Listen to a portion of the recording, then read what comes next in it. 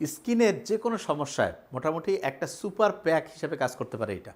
৪টা উপাদান দিয়ে এই প্যাকটা তৈরি এবং প্রত্যেকটাই হচ্ছে স্কিনের যে কোনো সমস্যায় মোটামুটি 80 থেকে 90% কাজ করবে। কী কী উপাদান লাগবে? প্রথম হচ্ছে মধু।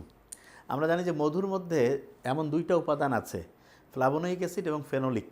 এই 2টা মূলত হচ্ছে যে কোনো জীবাণুর বিরুদ্ধে কাজ করে। ওই যে অনেকে আছে না, কয় যে ভাই মুখের মধ্যে ত্বকের মধ্যে দেখা যাচ্ছে ব্রণ হয়েছে, ব্রণ মানে ওইখানে ব্যাকটেরিয়া আছে, তো ওই ব্যাকটেরিয়াকে ধ্বংস করে ফেলতে পারে। মধুর মধ্যে আরেকটা উপাদান আছে হাইড্রোজেন পারঅক্সাইড, সেইটা গিয়ে তাকে একদম মেরে ফেলে। তার মানে আপনার মুখের ত্বকের মধ্যে যদি দেখা যায় যে কারো ব্রণ হয়েছে, সেইটার বিরুদ্ধে কাজ করবে এইটা। তার সাথে কী করবেন? হলুদের গুঁড়া দিবেন। হলুদের গুঁড়ার মধ্যে কারকিউমিন যে রয়েছে উপাদান, এইটা মূলত করে কি দেখা যায় যে হচ্ছে এর মধ্যে অ্যান্টিঅক্সিডেন্ট প্রপার্টি আছে, অ্যান্টি ইনফ্লামেটরি প্রপার্টি আছে, অ্যান্টিসেপটিক প্রপার্টি আছে। তার মানে এগুলো হচ্ছে জীবাণুর বিরুদ্ধে তো ফাইটও করবে এবং ত্বকের জন্য উপকারী যেইটা সেইটার পরিমাণটা ক্রমাগত বাড়াবে। তার সাথে দেবেন হচ্ছে একটু কলা আছে না, কলার হচ্ছে একদম পাকা কলা যে সেটা একটু স্লাইস করে দিবেন। এর সাথে দিবেন টক দই।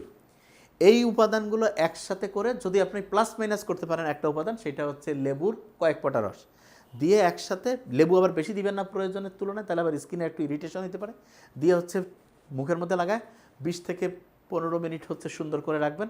তারপরে কুসুম কুসুম গরম পানি দিয়ে হচ্ছে এটাকে পরিষ্কার করবেন। আরেকটা জিনিস বলে রাখি, ত্বকের সমস্যা মূলত হয় পেটের মধ্যে।